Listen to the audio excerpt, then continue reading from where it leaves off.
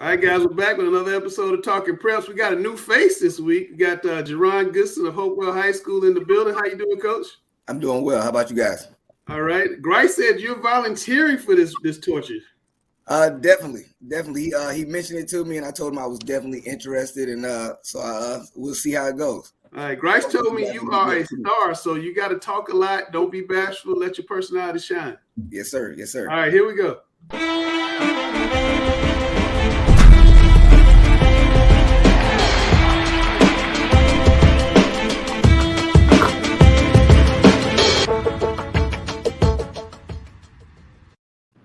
All right, JaRon, with the rundown.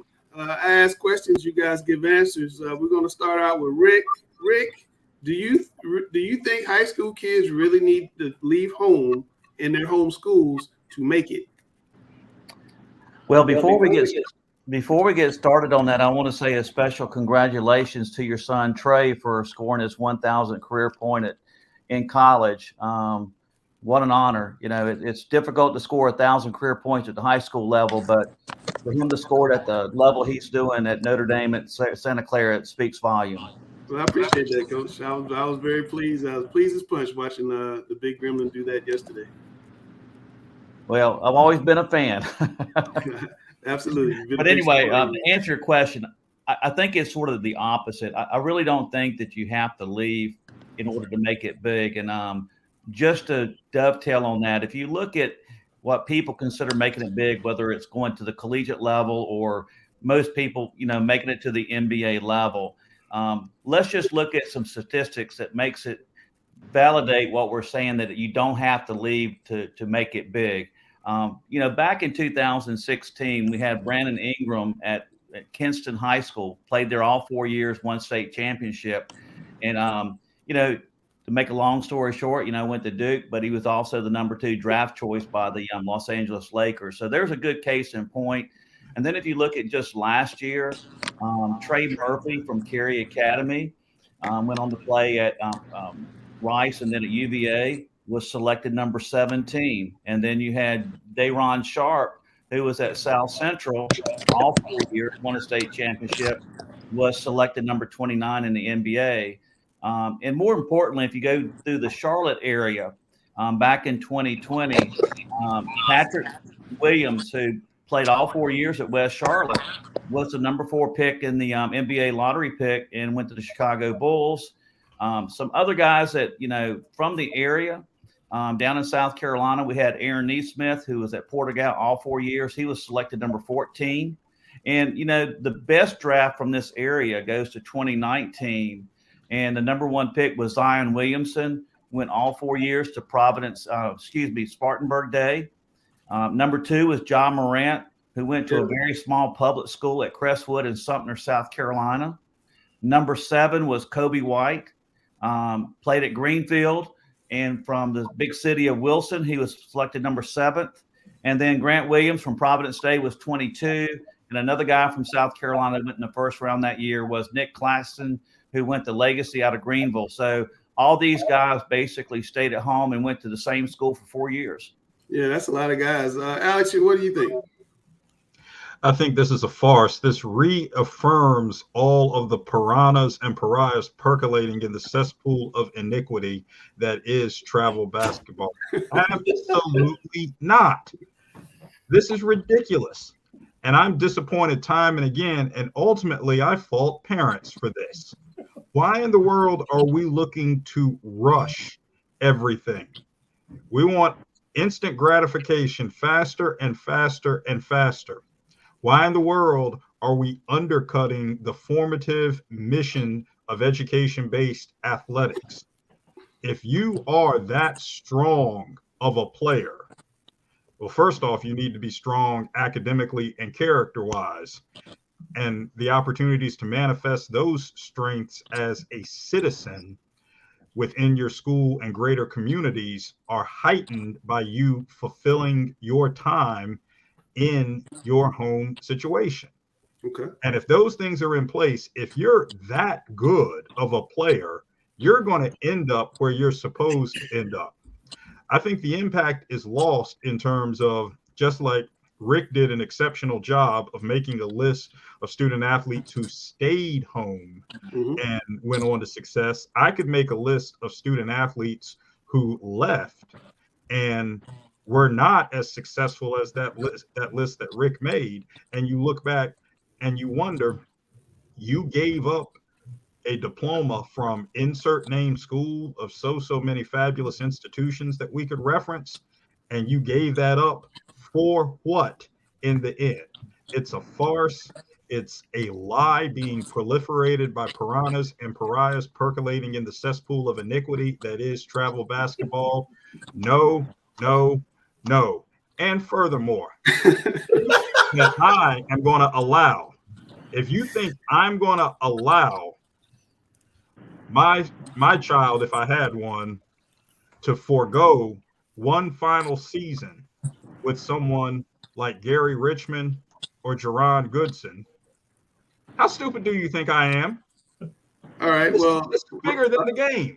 I want to hear from JaRon Goodson because he is a travel ball coach with Team United, the Nike-based team out of Charlotte. He's coaching at Hopewell, and you know, we see guys like, you know, Robert Dillingham, who was playing at Combine Academy here in basically the Charlotte area, Right. is going out to California to play for Kanye West, but he's going back to school at NC State. So certainly you would think he could have gone to NC State at a Combine. But Coach, what are your thoughts here on the players need to leave home to make it big?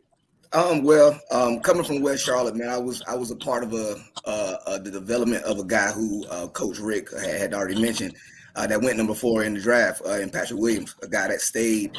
And like Alex said, man, like the proof is in the process. So if you stay and you work, you're going to be found and you're going to make a name for yourself no matter where you are.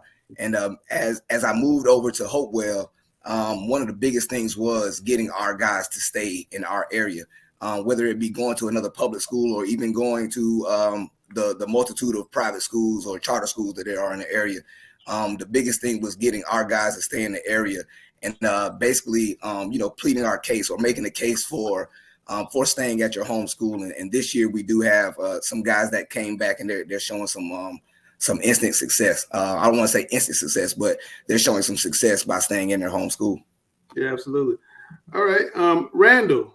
Oh, I got Randall on mute. Randall, is Duke separating from UNC in basketball, particularly as you look at the recruiting coming up? Yes, it's not close. Duke has the number 1 recruiting class in the country again coming up this year. You know, they got Derek Whitehead coming in, Kyle, Isaiah. They're going to be loaded. You know, Duke's obviously going to lose a lot with Paulo and, Keith's probably leaving after this tournament run.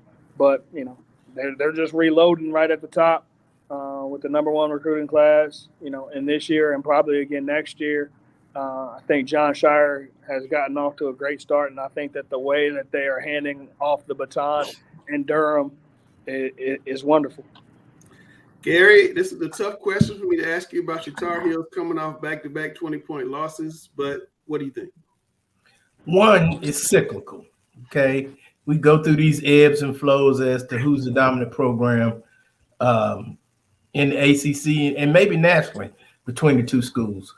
But how many national recruiting championships has Duke won in the last decade? Every one. And what difference has it made? They got 1 title out of it. So it's no big deal. The Carolina guys are going to stay 2 or 3 years. The Duke guys are going to stay 1 year. And 2 or 3 year guys are going to end up beating the 1 year guys, just like last year. So, you know, I don't worry about what Duke does. They're going to have to break in a new coach, just like Carolina's breaking in a new coach right now. And once Coach Davis can get his type of players in, that recruiting gap between the two schools will close. And Shire's going to realize there's a big jump, even though it's only 12 inches, from that assistant's chair to the head chair. So I don't even worry about Duke because Duke's won 9 recruiting titles in the last 10 years, and what they got to show for it. So no regular season titles, maybe 1 tournament title and 1 national title. So you're more inclined to give Hubert more time. I know a lot of Carolina fans are kind of definitely. I mean, that's a big jump. And personally, at a school like Duke or Carolina, I don't know why you give them the that type of job as their first head coaching job. I totally disagree with it at both schools. How and people were going to rationalize, well, Dean, his first job was Carolina and Roy's first job was at Kansas, but that's a different time period. Kansas was on probation in Carolina. Yeah, I mean, you have social media, you got the transfer portal, you got NIL, you got all this different stuff. This is great. Hubert Davis being the coach at Carolina is great. I have no idea why you would be upset about that. Listen. Oh, you liking it? You liking it because they're losing? No. It's not even about that. Nobody wants to be the guy behind the guy. I want to be the guy after the guy. This is perfect. It's lining up perfect. You're going to be able to have Hubert Davis be the coach at Carolina for a couple years, and then you can really go get who you wanted to be the coach after Roy when you go get Wes Miller from Cincinnati. This is set up perfectly for y'all. I'm not even a Carolina fan, and I know that. In other words, Randall said Hubert got hired to be fired. That's exactly he got hired to be the fall guy. Okay, but who's going to be next at Duke after John Shire then? That's the problem. Listen. I just got to hope that Shire does a better job at Duke than Hubert's doing at Carolina, because it's definitely going to have that list is mighty thin at Duke after you get past Shire. Yeah, I'm going to change the script a little bit, Chelsea. I'm going to come to you on this one. Is this high school season not as exciting as usual to you as a student? I think personally for me, I haven't really lost much as far as excitement with high school basketball, but I think talking from an overall, student section, there has been some tradition lost, from COVID in those seasons. And especially with, even now, COVID restrictions being lifted, there's some things that are still forgot about. There's definitely a difference between how many people are, now showing up to games, how games are treated, how big of a deal they are to schools, and I think athletics overall, just throughout this whole COVID struggle, they've, definitely been at a loss. Yeah. Rick, your thoughts here. I know this is something you've talked about quite a bit. Yeah, I would agree with Chelsea on that. I think COVID's had a really impact on it, especially when you have games and you're planning for a game on Friday night and the game gets canceled the day before. So it's hard to get up for some of these games. But, another thing that's really happened in North Carolina is if you look at, especially the point guard position, we've lost a lot of talented players that went outside the state. Robert Dillingham, left, Biscuit, Aiden Holloway, Trey Green, those are just a few of them. Caleb Foster left the year before. Jaden Bradley. Pardon me? Jaden Bradley. Yeah. So you've had some of the premier players sort of leave the state. I think if they would have stayed, you would have had a little bit more of excitement within the state of North Carolina. I'm hoping that the playoffs are going to rev that up. It looks like I think it's just hard trying to figure out if from day to day if there's going to be games or not. Well, that's true too. That's very true. And I'm hoping that Omicron lightens up. Although the positivity rate in Mecklenburg County is 39%. And one more thing too, Langston. I think that we haven't had a lot of parity in some of the conferences, and I think when you have the haves and have-nots, and you don't have that sort of in between. I think if we had a little bit more balances between the conferences, you'd have a little more excitement as well. Yeah. Okay. Alex, the NCHSAA is going to sign a memorandum of understanding with the state board about March 15th. What changes do you think that's going to make? And do you think that some people that wanted changes in NCHSAA may not like what comes out of it?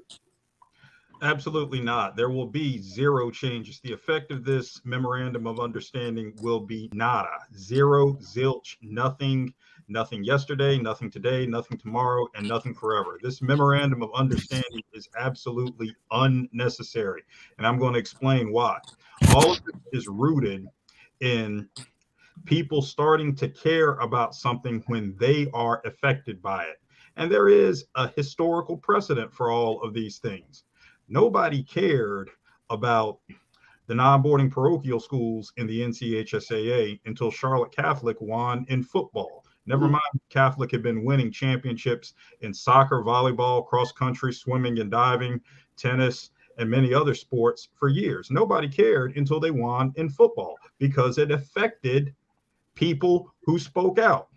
Nobody cared about Charlie Adams' salary, which was the highest among all state governing bodies' chief executives. Granted, he was the longest tenured chief executive in the country and was a National Federation of State High School Association president and was the preeminent leader in his field for many, many years. No one cared about his salary until it came out in a media publication. That information was public information for years, but nobody cared until then. Nobody cared in this latest run that's going on until something happened with a school in a playoff situation, and the school itself didn't even appeal it. I say all of those things to make the point that what's the reason nothing is going to change is because there was an opportunity to have ongoing dialogue all the while, years on end, for decades. The NCHSAA endowment always was known. How the NCHSAA was able to generate funds and revenue levels that put it in a position as being the most financially solvent governing body of high school athletics in the country always was known. How the association was able to grow, how the association returned money to its schools through its playoff structures and other revenue sharing means always was known. But people never wanted to engage in dialogue, but everyone's ready to jump and exercise nuclear options when something affects them.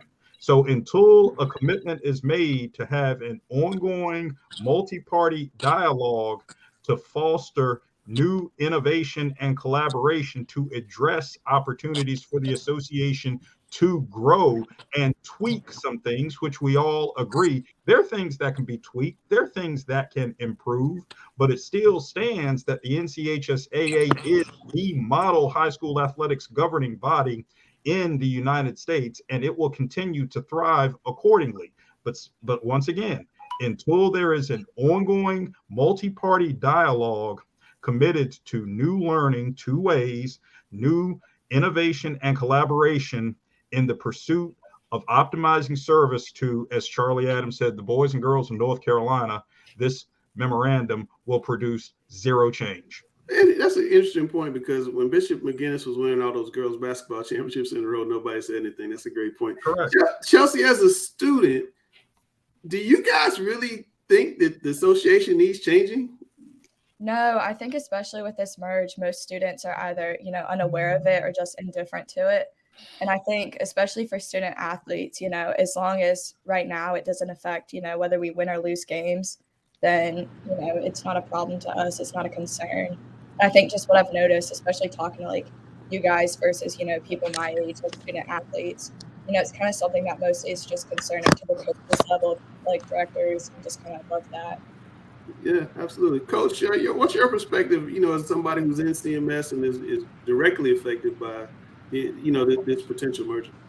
Well, I don't think people honestly know that anything is supposed to change, and I can't foresee anything changing to the fact that it would have like an instant effect. But as a coach, again, I think most of the things that we would like to see changed are at like the county level or the district level, and not at the state level. But as long as the NCHSAA is in charge, I can't see many things changing from the memorandum. Okay, cool. That's a very interesting topic. But Gary, I want to come back to you. John C. Smith hired Maurice Flowers, a 3-time All-American at the school, to turn the program around. Smith hadn't had a winning season in a decade. I think they've had 3 in the past 40 years. They've been to 1 postseason game ever. They went to the Pioneer, or 2 maybe. They went to the Pioneer Bowl. They had 1 postseason win in 2011. And Maurice Flowers was part of that staff.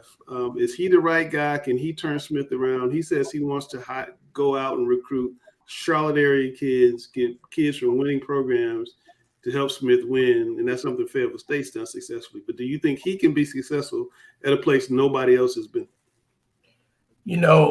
I have the utmost confidence in Maurice.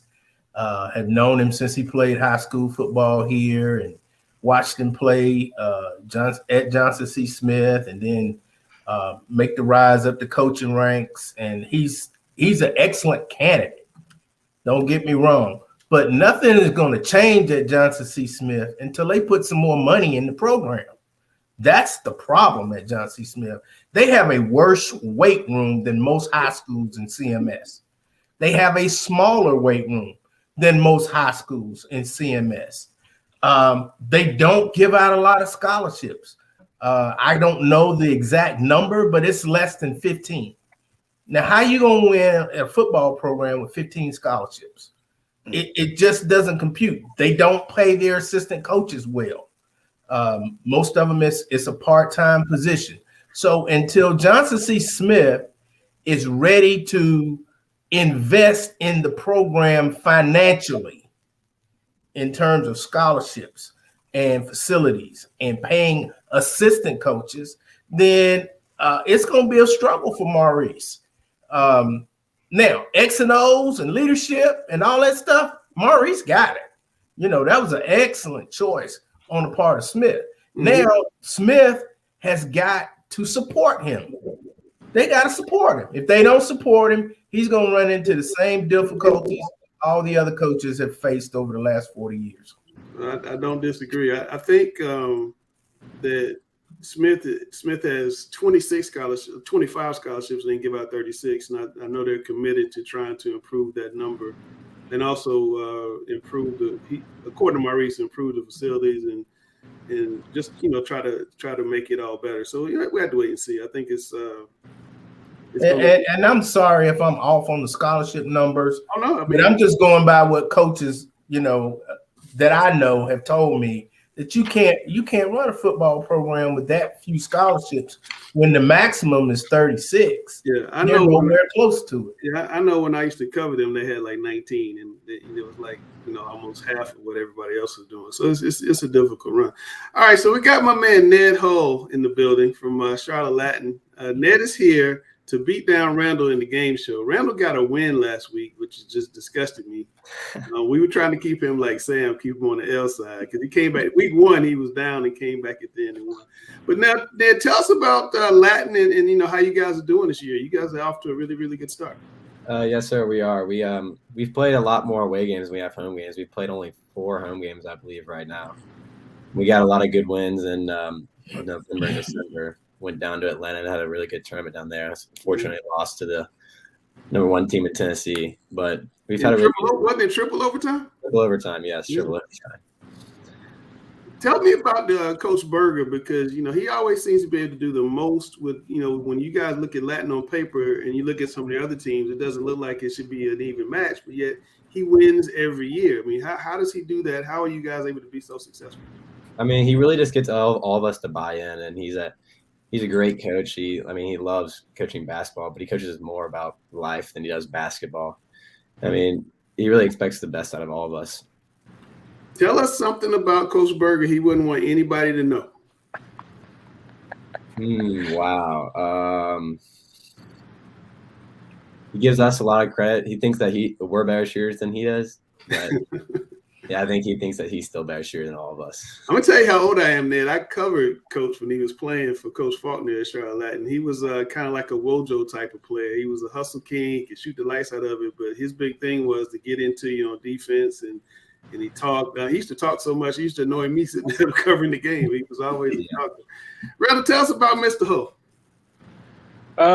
It was funny. I was thinking about that earlier today. Like, he's in the conversation of one of the best shooters that I've ever had the pleasure of working with. And for those people that know, like, that's pretty high praise. Yeah, yeah. I don't think anybody, a couple of years ago would have saw, what he's doing right now, but he works his tail off. He's always in the gym, whether it be with me or just at Latin, getting work in by himself. He's one of those guys that likes to work when nobody's looking. So the success that he's having this year is not a surprise to me or to a lot of other people that know him. Alex. Ned, thank you for being here, and congratulations on how this season is going for the Hawks. I just wanted to ask you that, all right, so the CISAA historically is one of the most competitive leagues in the state. And everyone talks a lot about this notion of home court advantage. The CISAA has some of the most beautiful facilities of any conference in the state. So given that you've played in all the CISAA venues, What is it about the Belk Student Activity Center, which has hosted state finals time and again, has hosted many, many big games over the years? What is it about the Belk Student Activity Center that gives the Hawks a certain advantage or a certain mystique, a certain aura relative to everywhere else in the league? Well, I think it's really just like our student body. We all like love to support each other. Like even in football games, we'll all be there. And we really like love like cheering for each other. We would rather cheer for like us, over anybody. And we want to beat everybody in the conference. And we have a really great conference this year. Like every night's a hard in and out game. It's gonna be like very hard season. But we like accepting the challenge, and we like playing at home, even though Coach Burger loves playing away, going two places. But we haven't played a lot of home games yet, so we haven't really felt a lot of that. I thought the answer was you guys tighten the rim on the opposite side, and then at halftime you loosen that rim and tighten the other one. I don't know. All right, Alex, we're gonna let you go, and we're gonna let Ned step into the Thunderdome here. And you have any last words, Randall, before this man knocks you out? Oh, this is gonna be another easy W right here. We're gonna move that record to 2-0-1. Nah, he's getting ahead of himself right now. What you say, Ned? Getting ahead of him. He's getting ahead of himself. Getting ahead of himself. That's what I like to hear, Ned. I'm with you, man. Here we go. I'm Randall Clark. I am not Sam Griner. You will not beat me on the game show.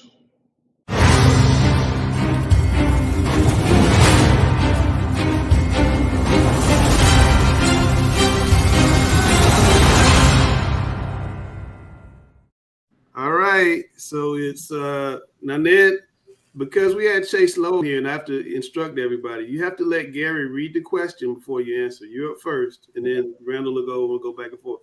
But don't blurt out the answer. And if you know it in the middle of the question, wait. Don't give him any clues that you know it. Okay. We're going to let Gary go first with question number 1. Here we go.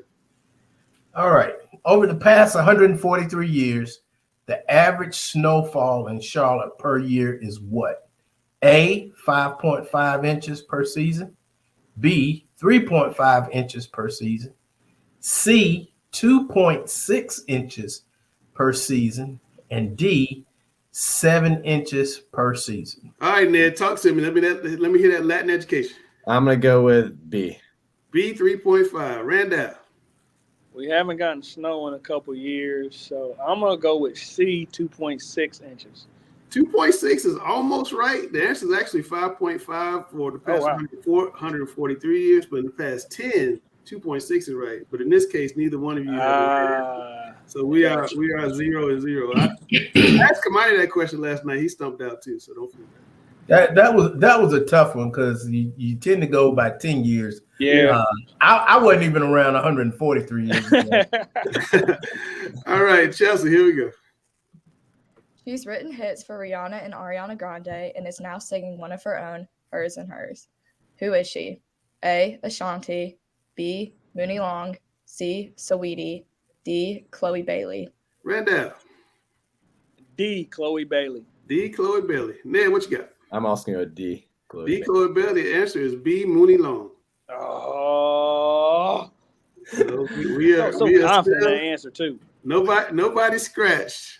Nobody scratched. All right, Ned, you got to get this next question, and you're up first after Gary reads it. Let's go. All right.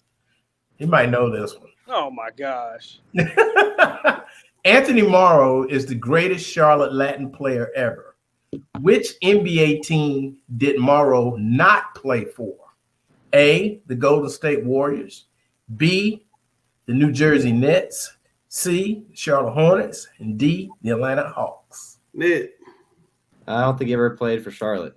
All right, Randall.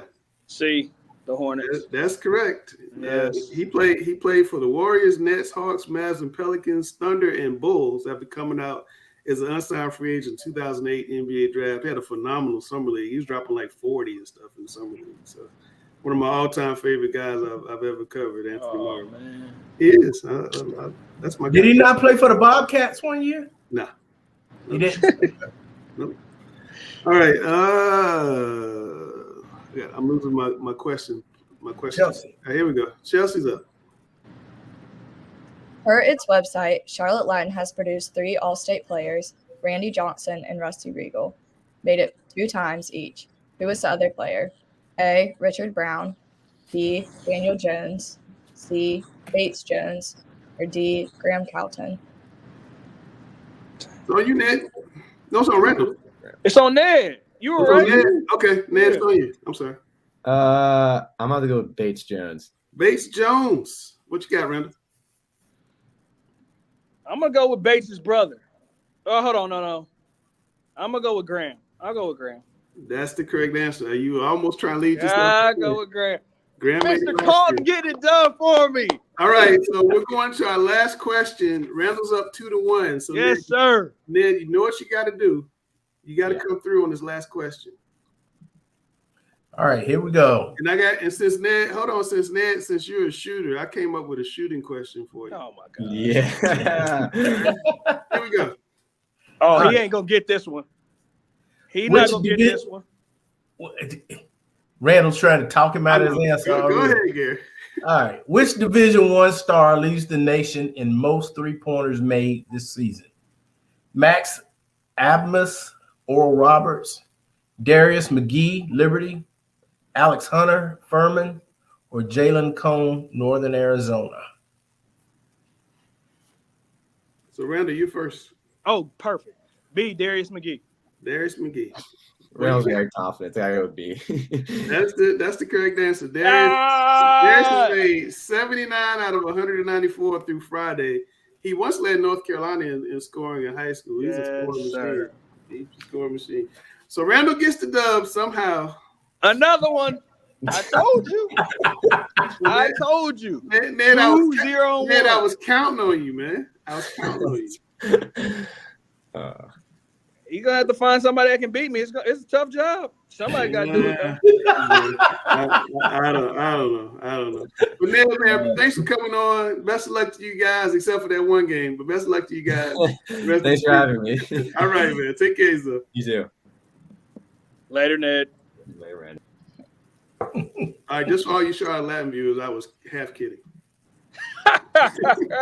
You're going to get emailed about that, too. Oh, that's all right. Yeah. All right, it's time for Chelsea's World. Me and Randall gonna get out of here. Alex, take it away. And here we are with the one and only Chelsea Simple, one of the biggest stars at 5500 Dixon Drive. That's the address of Sanderson High School. One of the biggest stars at Sanderson since Sanderson Athletics Director David Neal was at the school. Hey, David's my guy, but hey, we got the real Sanderson star right here. Chelsea, how you doing today? Good. So this week I interviewed someone within my conference of the Cap 6. You know, I've been able to watch this player play in the past few seasons.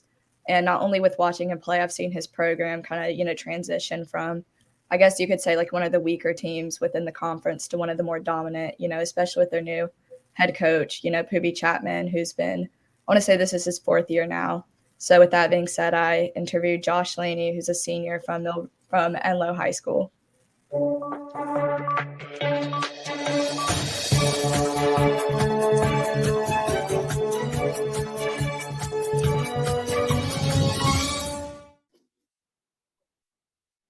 So this week I'm interviewing class of 2022 senior Josh Laney from Enloe men's basketball.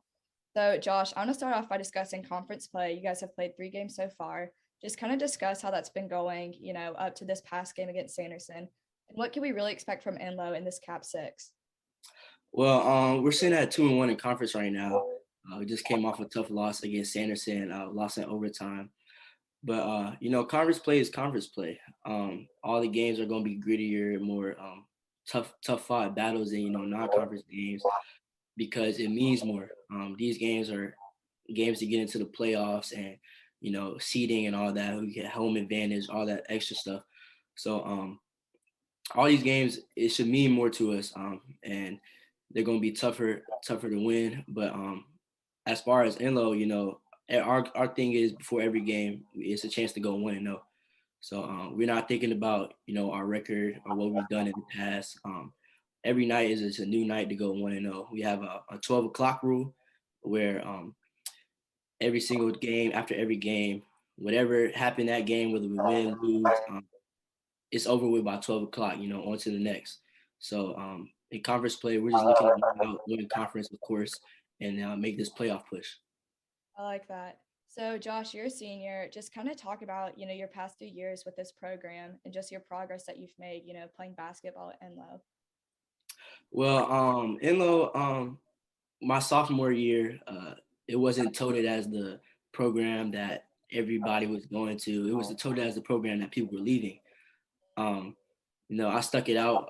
Sophomore year, I was in the 6-7 minute role, starting to get that experience of what it was like to play at a higher level than JV, more fast paced, getting used to it. And then my junior year, COVID hit, so it was no off season. We were outside running hills, playing outside on basketball courts. And then we ended up going 2-10. And then this senior year, we're sitting at 9-4, I think. But we're turning everything around. So just from my sophomore year to my senior year, it's just been growth. I don't think I would do anything differently. I think I'm exactly where I'm supposed to be. I think I'm exactly where everybody's supposed to be as a team, as a program. I'm just trying to do my part to get Enloe back to the prestigious program as it was, by working and winning games. And, that's all you can do, the best is to come. We got a lot of young guys, a lot of guys now that are helping, like our quote unquote big. I don't think he's a big, best receiver in the state to me, Isaiah Jacobs. We got this young guy, Gift Moses. He's developing, but we got a lot of talent at Enloe. It's just, with all the hoorah about public schools versus private schools, we're not getting as much looks as we want. But with all the work I put in, I'm trying to help get Enloe back to what it once was. So just from sophomore year to now, my biggest thing is growth. Just keep growing and getting better day by day. For sure. And you've touched on this a bit with, talking about the younger guys. But being a senior, just really talk about that leadership role that you've taken on. The leadership role, it kind of fell into my lap. When you were younger, you always thought about being a leader on your team and telling your guys what to do or telling them what they need to do. But the leadership role kind of fell into my lap. When I was a sophomore, my point guard, he was a leader, but it was still more stuff that I felt like I could do. So falling under my coach's wing, he taught me the ropes of how he was a leader, and so I kind of blossomed into that role. And so now, as a leader, I'm trying to stay on guys about whether it's in the classroom, getting their work submitted on time, or touching the line on a sprint. So with the leadership role, it's a lot on your shoulders, but at the same time, it's the weight you want to have on your shoulders, because my thing is I'd rather have them, looking up to me because, I trust myself, and instead of looking at other bad outlets or something that could or could not be. But I think the leadership role is a role that I've grown into, and it's a role that I'm willing to accept and face whatever comes with it. I like that. And just kind of talk about, the culture you guys implement at Enloe basketball, some things you guys really work on in practices that, translate onto success on the court. The culture at Enloe, it's a strong culture. We've had a lot of greats come out of Enloe, from PJ Tucker to Bill Moten to our coach, Emmanuel Chapman. So the culture is already been built. For the past couple of years, we've been trying to get it back up to what it once was, like I said earlier. But in practice, what we've really focused on is the small things. So whether that's at the end of practice, when we it's 12 guys in practice, we have to make 11 out of 12 free throws, so to say. We can have a good practice, but if we miss that 11 for 12 mark, that good practice goes to shambles. So our thing is really focusing on the little things, because that's what really wins games, whether that's diving on 50-50 balls or grabbing that rebound to secure the game. So all the small things that we focus on in practice lead to the games, because the small things are what wins the games. The 30-point games and the wins by 50, those are all what's broadcasted. But we know in those closer games, that's the small things are what wins the game. So that's what we try to focus on. For sure. And adding on to the culture, I want to ask you about your Coach Chapman. Just kind of talk about his role in building up the program and your relationship between, being a senior player and him as your coach. Well, Coach, he's done a lot for the program, whether that was playing and coaching. So this is his 4th year coaching and my 4th year at the school. So when he first came to the school, I remember my first day ever seeing him. So the first day we were at tryouts, and he comes in the gym, and everybody was kind of lackadaisical, but he got in there, and that was the end of that. So Coach, me and him have formed a strong connection.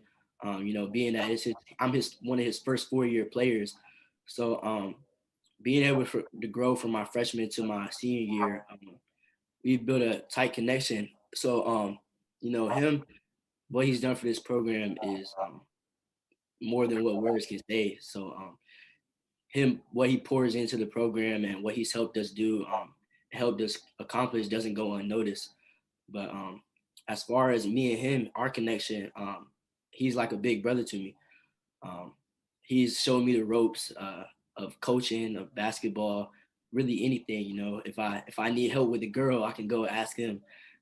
So that connection, it helps us be better on the court, because some coaches can yell at you and it's like, oh, what's up? But with me and him, it's like, okay, I got you. It's just the way we communicate, which helps us play better and helps me lead my teammates.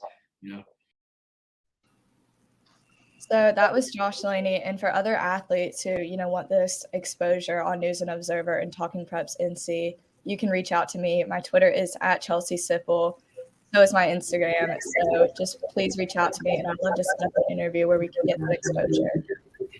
Chelsea, that's a great job. I'm happy that the current coach has taught the present day players the history of Enloe. As Alex has often mentioned, they have a rich history, and not only did they put PJ Tucker in the NBA, but before him, the head coach of the Atlanta Hawks right now, Nate McMillan, is an Enloe graduate, as well as Danny Young, who played at Wake Forest and Seattle's and Portland Trailblazers in the NBA. So they have a rich history at Enloe, and hopefully he can continue that rich tradition of outstanding players coming out of Enloe. I'd like to add to that very quickly, in addition to the individuals that Gary just mentioned, Randy Denton from the 1960s, who was an All-ACC player at Duke. And I'd also like to point out that among the highlights of our interview right here is, if you listen to what Josh said, Josh spoke in a manner befitting the very best of what it means to be an Enloe Eagle, transcending time and space in terms of the vitality of holding his teammates accountable academically and athletically. Those are the same lessons that have permeated Eagles basketball in word and deed for decades.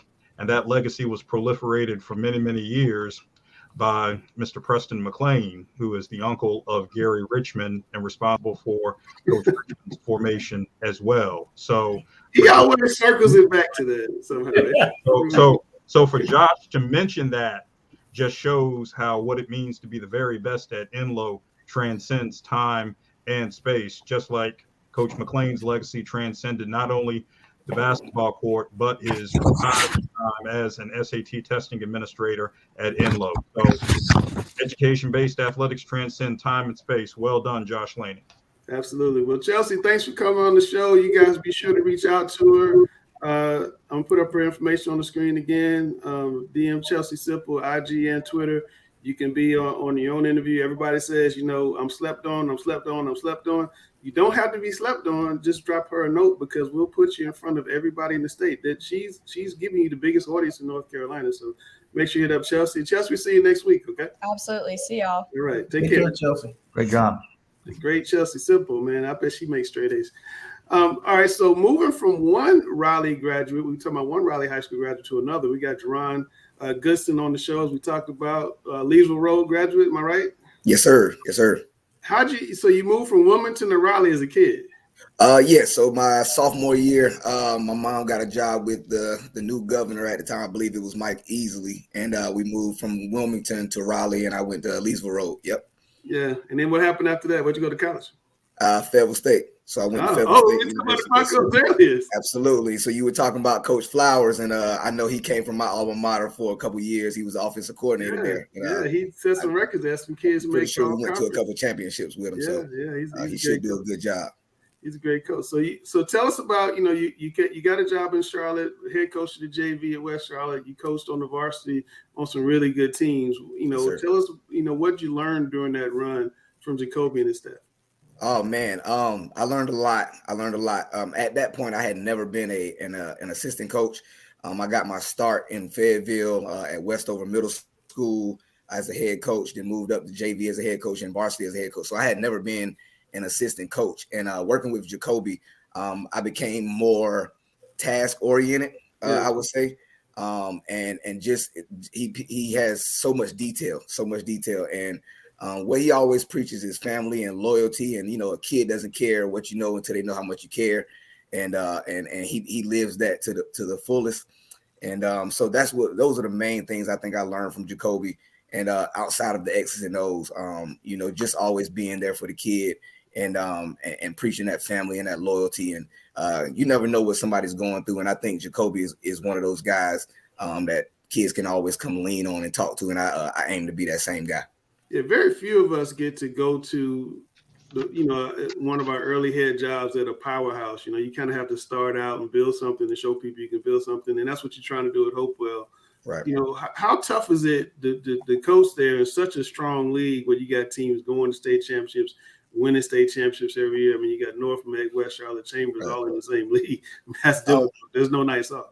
So that was part of the reason that I went to Hopewell, because as a competitor and as a coach, you want to be at the highest level possible. And being at West Charlotte, I could look at Hopewell from the outside looking in, and they had some great athletes come through and some good teams actually. And I think they might have beat us every year at least one time at West Charlotte, no matter how good our team was. So they had some good athletes over there. And but as a competitor, you want to compete at the highest level. And I don't think there's a tougher conference in the state. Me personally, than it's the Queen City Athletic Conference now, but which was formerly the IMEC. But I don't think it's a tougher conference in the state. You could look at the Cap 6 that on the other side, in the eastern part of the state. Mm-hmm. But that's what you want.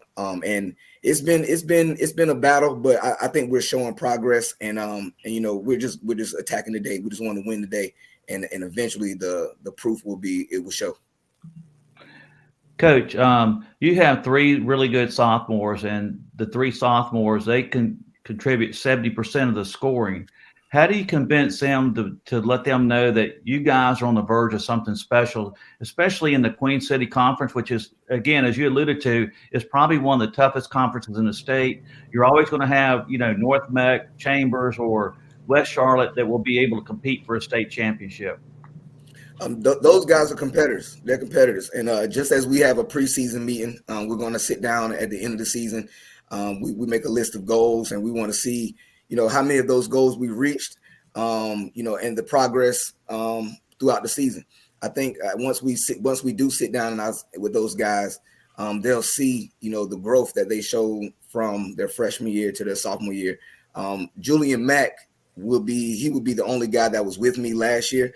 And he didn't play much. He played varsity. He didn't play much, but this year, I believe his stats have tripled. He's averaging, I believe, 10.4 points a game, along with, a couple of rebounds, a couple of assists, where he wasn't averaging anything last year. And Derek Ely and Quay Watson, both of those guys came over from Davis and Day. And although they did play, I believe all of their stats have tripled as well. I believe we have more coaches than he had knocking on his door at this time last year, and both of them are on the AB honor roll. So we'll start there, and we'll work our way forward. And I always tell kids, I think I said at the beginning of the show, one of the main things we want to do is keep our guys in our area. And both of those guys went to Bradley Middle School, which is right up the street. And I could write a documentary on how many guys came out of Bradley Middle School. I just found out this information, but how many guys that came out of Bradley Middle School and they didn't go to Hopewell? So we want to keep our guys in our area. And again, we'll sit down with those guys, and I believe they'll recognize what we have, what we're looking like going forward in the future. And our JV right now is 11-2. So the future we really are on the brink of something special. Coach, Yes, sir. congratulations on a great start. One of the big things that I've realized, like with high school basketball right now, is just being able to hold kids accountable and that accountability factor. Do you feel like there's a correspondence between your team's success and you holding, your players accountable into a certain standard? Absolutely. I believe, and it goes down with film. So when we watch film and things like that, when we break it down, we don't always look at what we do wrong. We want to look at what we do right and try to improve on that as well. But the young guys, they've been thrown into the fire, and they even though they're young and we're trying to grow throughout the season, they've always been held accountable with their actions and the things that they do on the court. Quay could have 7 assists, but we always want to talk about those 4 turnovers, or the time that Julian leaked out, or the time that Darius didn't get 10 rebounds. He's aiming for 10 rebounds and he comes up short, or he allows 2 or 3 offensive rebounds. So I definitely believe that accountability is a big part. You have to hold them accountable, and only thing that's going to happen on the court is what you allow. So if I allow them to do those things, then we won't be very successful. JaRon, as you know, I used to coach at Hopewell. Yes, sir. And I know that you can win at Hopewell. Prior when I got there, Eric Davis had that team ranked in the top 5 for 3 years in a row. He's actually at my first school. I went to Laney now. Yeah. Wow. Yeah. And so I know you can win there. And one of the things you said is Bradley being a feeder school. And that's where I got most of my great players from when I was at Hopewell as well on the girls' side. So recently, Hopewell has been in the news for, unfortunately, bad things as far as student conduct. And how do you sell parents that Hopewell is not a bad school for their kids to attend when the news media says otherwise? Now, I still sub at Hopewell, and I know the kids aren't that bad, but you only hear about the bad things when it comes to the newscast. So how do you sell parents on coming to Hopewell when they watch the news and everything is not great? Gary, that is a great question, and I honestly don't have the perfect answer for any parent asking to send their kid to Hopewell. But what I will say is, come to Hopewell. We have great leadership. Our principal, Tracy Pickard, she's doing an amazing job with the circumstances she's been given. And you can't let 2 or 3 bad days overweigh the other 180 good days. Like I said, we have great leadership. If you look at test scores and just come to Hopewell and see how the kids move around and talk to some of the teachers and talk to some of the coaches, and you'll see how much they care about each student there. And it's not many places that you're going to find that the community cares about their kids more than Hopewell. But we have been in the news lately with some bad publicity. Again, I'm in the hallway every day. And so are you. I know that they're not that bad, and it's not a bad place to be. But I would invite them to come out and just take a look and walk around and talk with some of the leadership and see what we have going on at Hopewell. Coach Goodson, 2 questions. Yes, number 1, you have the most unique perspective, whether as a student athlete or as a coach, of having firsthand experience with 4 of North Carolina's largest local education agencies, or LEAs, or school systems. Your time in New Hanover County Schools at Laney as a student athlete, your time at Leesville Road in Wake County Schools as a student athlete, your time as an educator coach at Cape Fear High School and Cumberland County Schools, and your time as an educator coach at West Charlotte and Hopewell High Schools and Charlotte Mecklenburg Schools. What would you say if you could name just one thing, one characteristic of the style of play. It could be physicality, it could be speed, it could be something else, something that coaches do that defines or gives a unique presence to each of those areas of the state? That's my first question. And my second question is looking at your wonderful home decor in tribute to your fraternal relationship. Which Omega man on this panel sports royal purple the best? Would it be you or would it be Gary Richmond?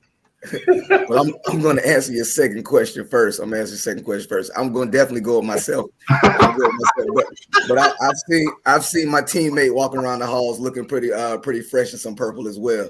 But I'm going to definitely have to go with myself, and that's just the confidence I have. Yeah, I mean, Alex, I can't get no love.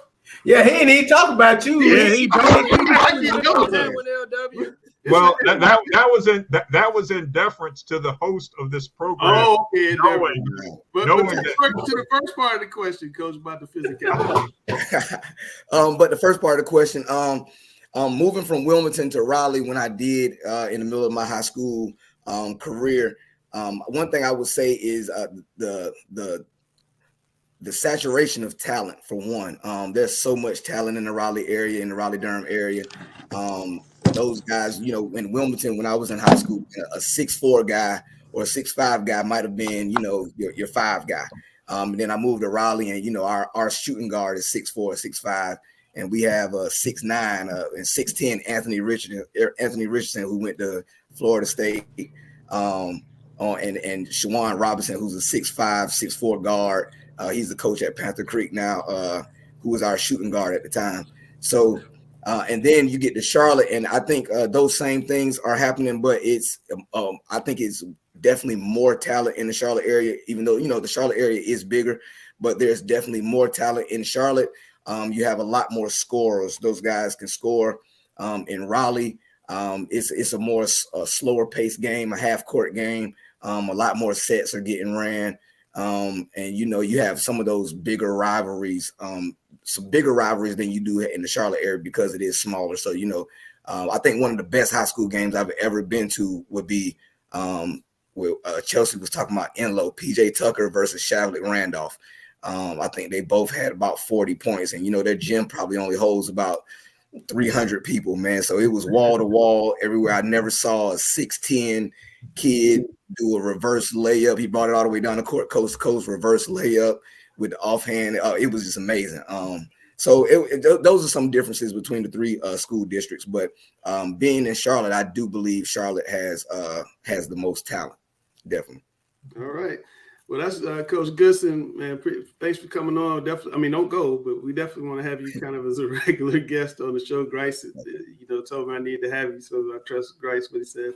Grice in Florida, by the way. It's all nice and warm down there. I'm freezing here in these 20s. Right. You doing that 707? Yeah, doing 707, and he posting pictures on the beach and whatnot. And I'm like, Grice, I hate it, man.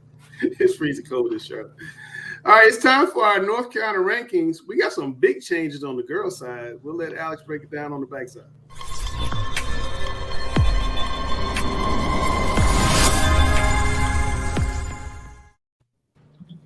Alex, I put the wrong one on the screen. I put the wrong one on the screen. All right, I got it. For everyone looking at this, yes, I did it. I moved an unranked team into the number 1 position. And you know why I did it? Because when you get the job done against a number 1 ranked undefeated team by 21 points, and not only do you win by 21, but your first 3 quarters of the game, you allow 16 points. Wait, Alex, hold on. So that means they got on D. Get on D. When you Coach Goodson has no idea what we're talking about. Coach Goodson, all Alex ever talks about is get on D. If it's in football, basketball, Twinkies, is get on D. So, okay.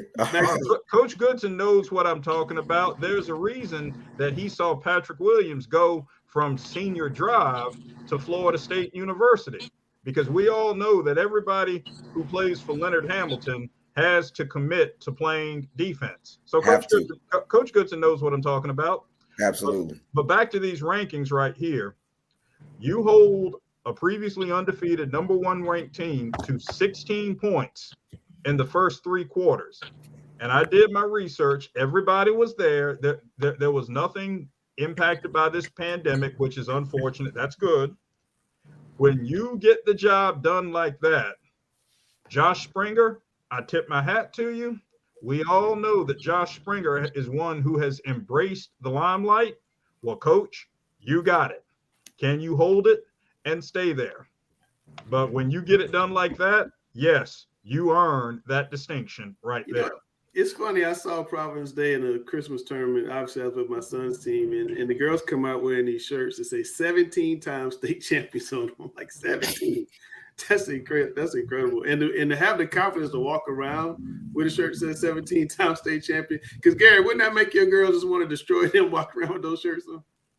Yeah, but you know, when you're good, you don't worry about the other team. You worry about yourself.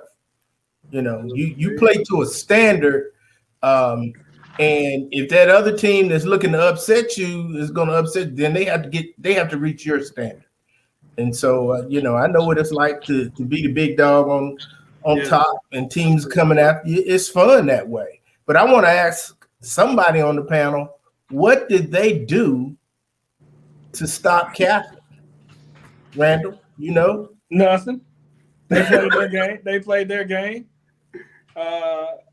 It's funny. Catholic went to go scout them on Friday night, and they played them on Monday. And sometimes, as a high school kid, when you go watch your opponent and your opponent doesn't play well, it's really easy to come into this game overconfident. Mm-hmm. And that's what they did. Josh Springer and his girls came in with a perfect game plan. They shot the lights out.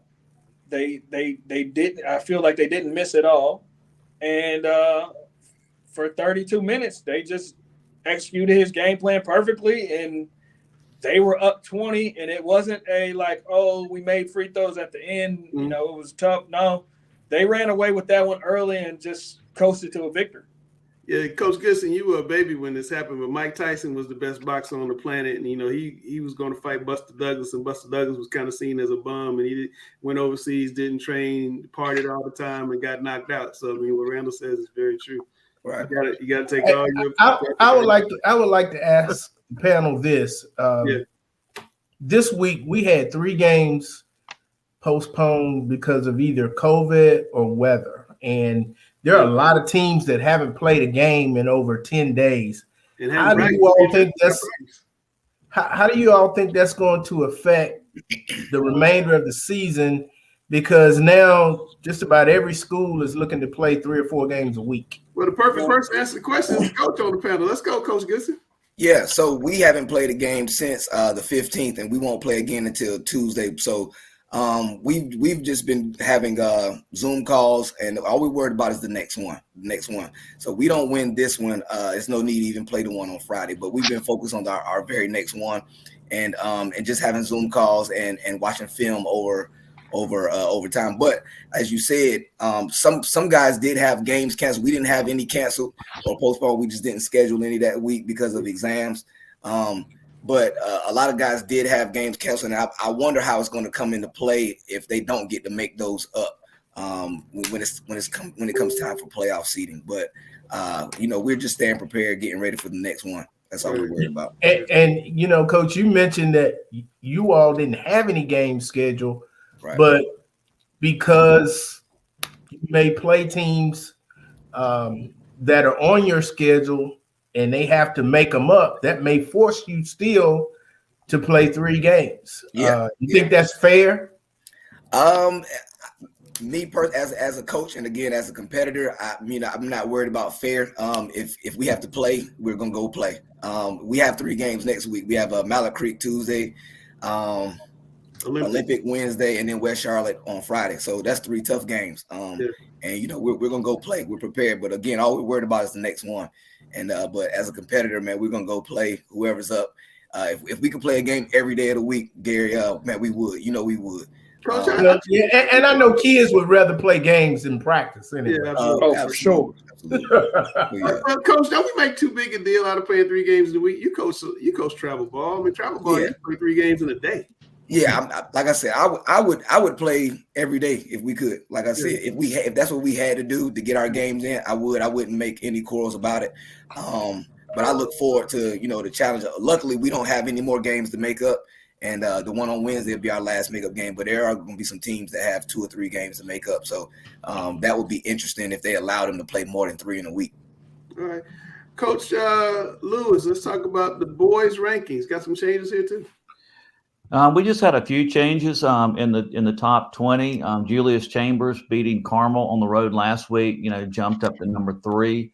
But pretty much not a lot of change. The thing that I'm excited about this coming week is there's a marquee game Tuesday night. The Burlington School, who's ranked number 4, and just played Link Academy, which was the number 1 ranked team in the country, to a very close game. And they played.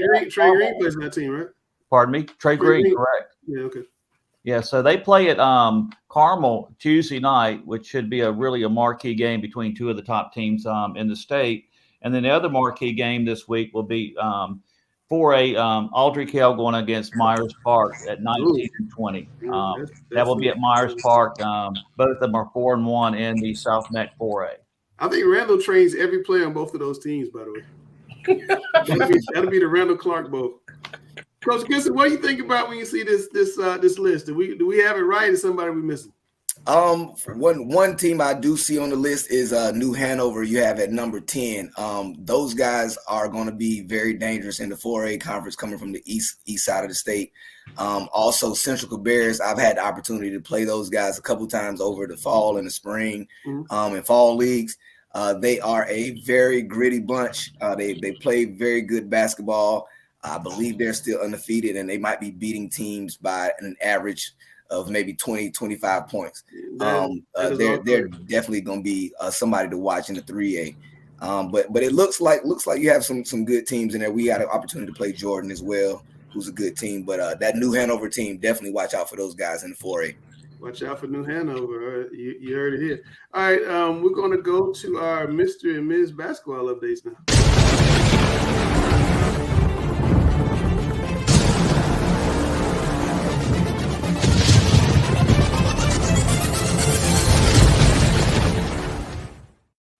All right, we got the same list, Alex. Is the list ever going to change? Probably not. It's a testament to the quality depth, particularly among younger student athletes. If you look at 23 and 24, the classes of 23 and 24 particularly, it's just they both are just loaded. Yeah, 24 class is ridiculous. It's going to be very difficult. Top 20 players. Yeah, so it's one of those situations where it's a testament to these young ladies' prowess. So there's nobody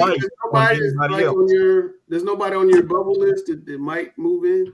Well, you're dealing with the chasm that exists between an elite list, and you have a chasm, and then you have a super good list. Okay. So once again, it's not a slight to anyone. It's how elite these young ladies are.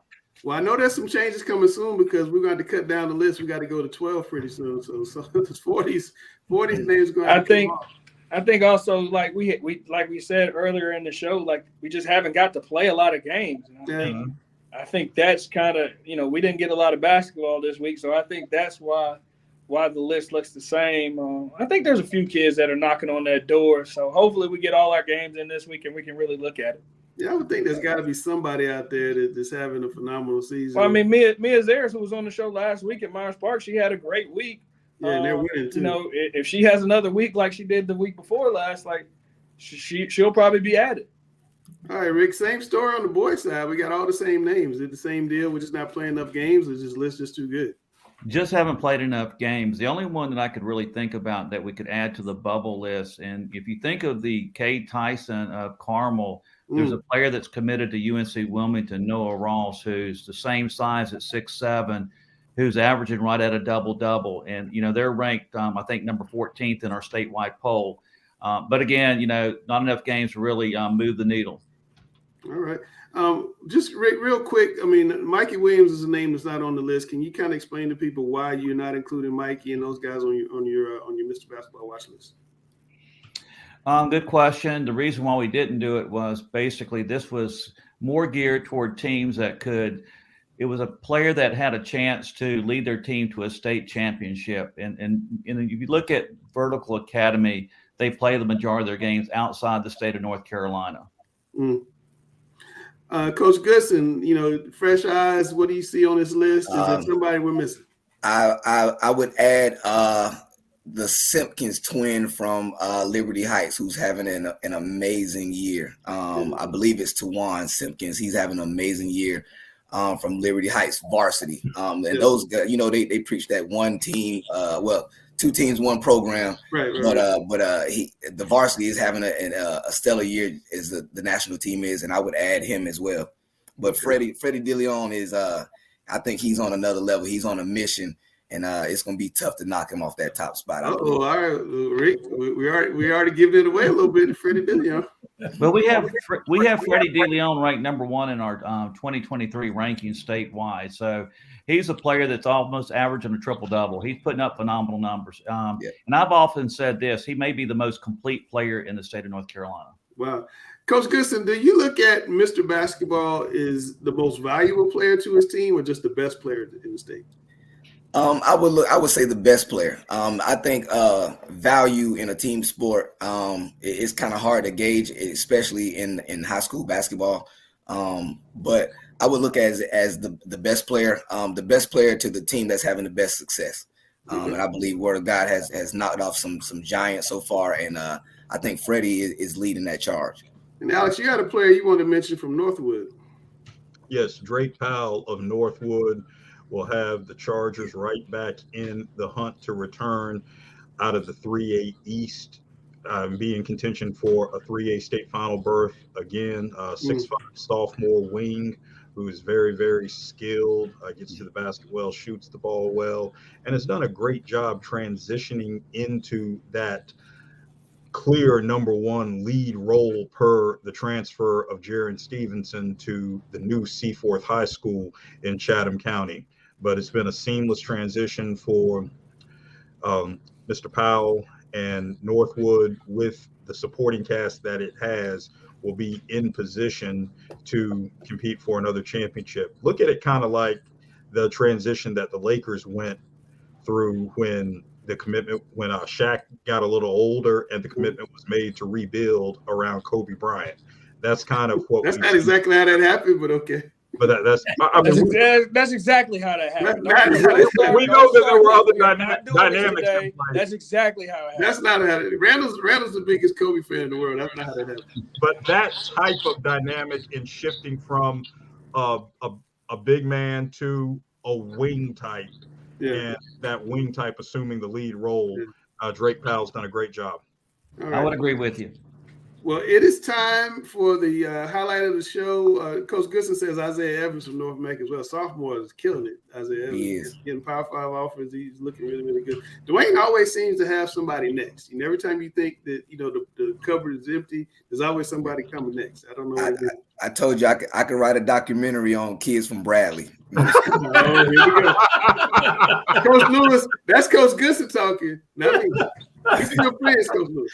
I was just talking about Bradley Middle School and the talent they have, man. That's all good. All good. Well, it's time for the highlight of the show. It's time for Coach versus Coach. So me and Rick and Coach Goodson will get out of the way and let Alex say. All right. Once again, I am surrounded by greatness, twofold. Always privileged each week to do this. All right. Let's have our coin flip here. Coach Richmond, you make the call. I'll receive. Oh, heads. Heads it is. What's your choice? I'll go first. All right.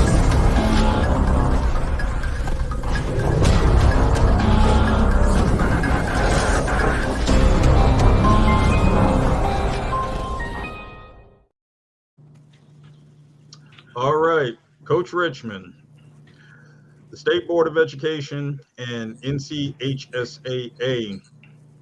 joining forces essentially.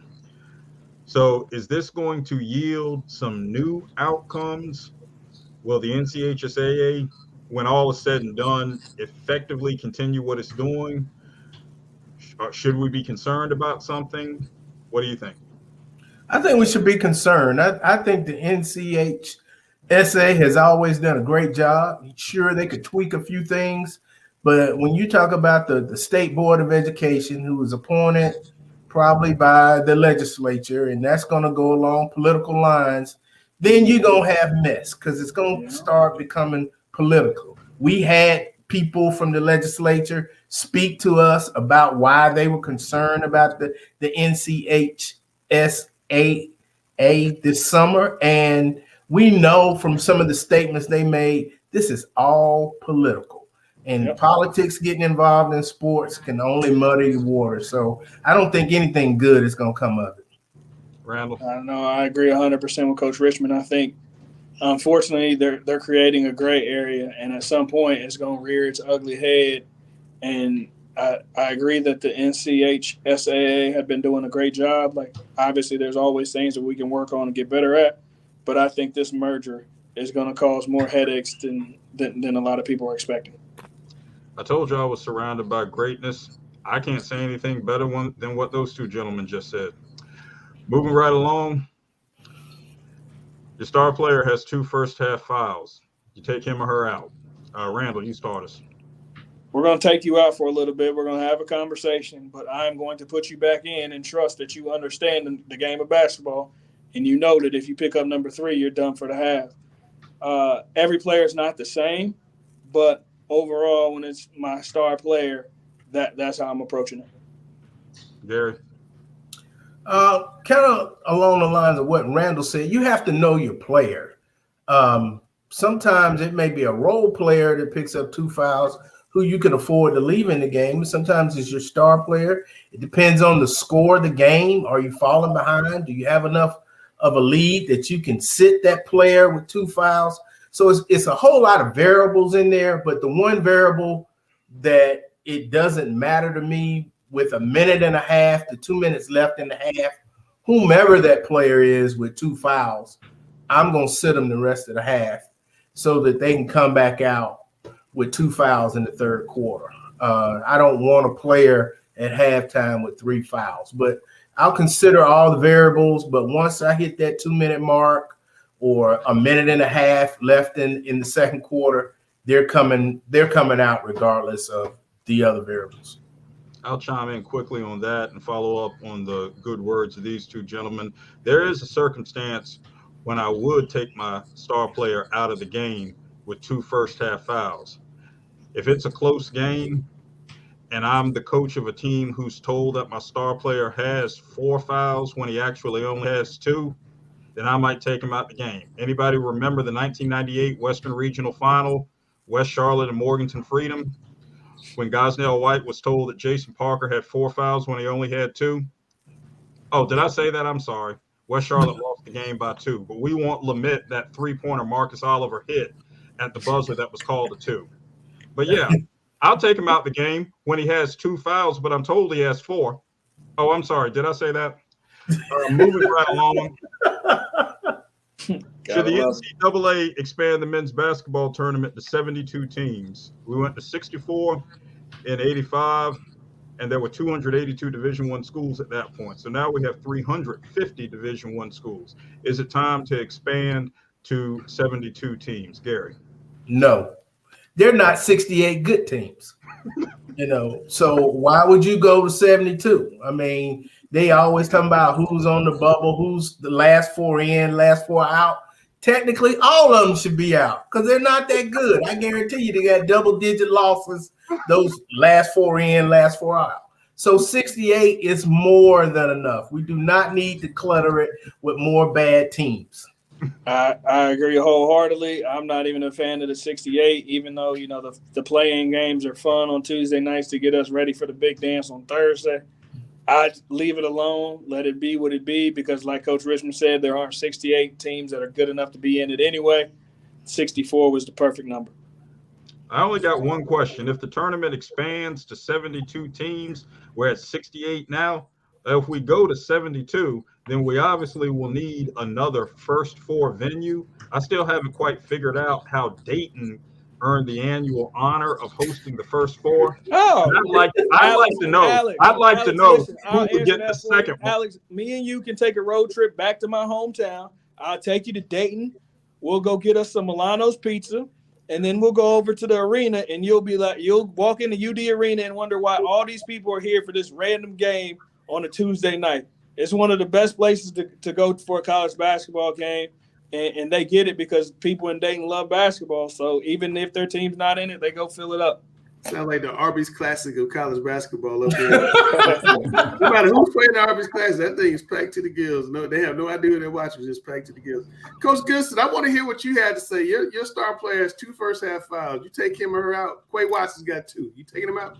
No, and I'll tell you, I'll go ahead and say no, and I'll tell you. But first of all, he's not going to want to come out, and I trust him enough to play solid defense. Now, if he does get that third, and it does depend on if it's the first quarter, second quarter, how much time is left, whether we're up by how many points or down. If I feel like I can rest him, then I will, but probably not. I'm going to trust my guy to be the guy and lead us on defense, on defensive end, and just affect the game in other ways.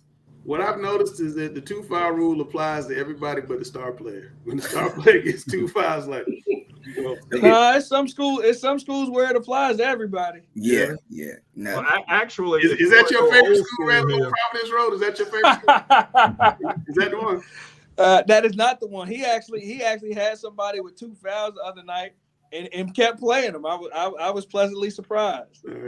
Actually, back in the day, in 1998, when Kansas with Danny and the Miracles went on that NCAA championship run, Larry Brown effectively had a 1-foul rule in the first half for Manning. That's how he managed him with the flow of the game. Now, Manning picked up a second foul in the national final against Oklahoma, but the prevailing practice for Kansas that year was Danny Manning got 1 foul in the first half to manage the game. Now, Langston, we gotta ask you, since I spoke about that 1998 game, what would you have done with Parker? What'd you think of my rationale? I mean, they had to take him out because they were told he had. I think they were told he had 3 fouls, but they had to take him out. But I mean, it was just terrible that. He missed more than half of the game when he really could have played the whole game. It wouldn't have been a 2-point game had he played the entire game. But they won the state championship the next year and had one of the 2 or 3 best teams I've ever seen. The 99. Keith Matkins wasn't on that team. No, he wasn't. But that 99 West Charlotte team is one of the best I've ever seen. They dominated. That state final was over from the time the ball was tipped. And Jason Parker was sick with the flu, had 38 and 12 or something. He was 38 points, 12 rebounds, 17 to 22. Jason Parker's one of the 10 best players I've ever seen in high school. Ever. Most dominant high school player I've ever seen. He was ranked number 3 in the world as an amateur. People forget that. We had this kind of one and done society like we do now. He would have been a 10-year pro. But it's just unfortunate, it didn't work out for him because he was. It was a man among boys. I'd never seen Oak Hill double any local kids when they played local. Hey, y'all were talking about Bradley and the North Met connection. Yeah. That's one person that Dwayne lost. Well, his mom worked at West Charlotte, so but he still was at North to begin with. North as a freshman, that's correct. Yeah. Ooh-wee, man. Yeah. I remember I was in Wilmington at the time, and they played Laney in that state championship in 1999, and They most teams run out when they come out for the warm-ups. Yeah. West Charlotte came walking out, and they had the sweat. I said, this game is over. When they came walking out, and they had the swag going on. Oh yeah, this game is over. Yeah, man. Coach, it was there. It was over from the word go. Ronald Montgomery, the two Laney big men were Ronald Montgomery, who was a 6'7" junior, and the other reserve pivot man was Reggie Nero, who was a 6'6". How many dunks did Parker have in that game, Alex? I quit counting. 7, 8. I quit counting. He was dunking so hard, like the goal would still be shaking while they're down the other end. It's like that had to be super intimidating in high school. He was a different level player. He's just one of those, once in a generational type of players. And Antoine Davis had just finished playing, and he was in Carolina being, National Player of the Year. And I was thinking this dude's the best high school player I've ever seen. It was crazy how good he was. All right, it's time for the big star, the big show, to give us his final word. AAU season is among us, which means a lot of tournaments, a lot of games. Don't get lost in the game, though. Remember that even though your high school season is coming to an end, skill development is still one of the most important things. Even though you got AAU practice and AAU tournaments, you got to find time to put the work in. Ball handling, shooting, watching film of yourself, working to get better, watching a lot of basketball in order to improve your IQ. Don't forget that even though you're in season, you still have to find time to improve yourself. And that's Randall's public service announcement for the sign up for his service. OWEbasketball.com. All right, I'm Langston. That's Randall, the best trainer I know. That's Gary, my frat brother and longtime host. That's Alex Bass, the contrarian. That's Coach Rick Lewis, the number one voice of high school basketball. I say it every week because I mean it. We have Chris Hughes, who's the number one voice of high school football. We got Rick in basketball. You guys are lucky. We got Coach Goodson from Hopewell on the show today, sporting his shield behind him. And we are talking preps, and we'll catch you next week. Thank you.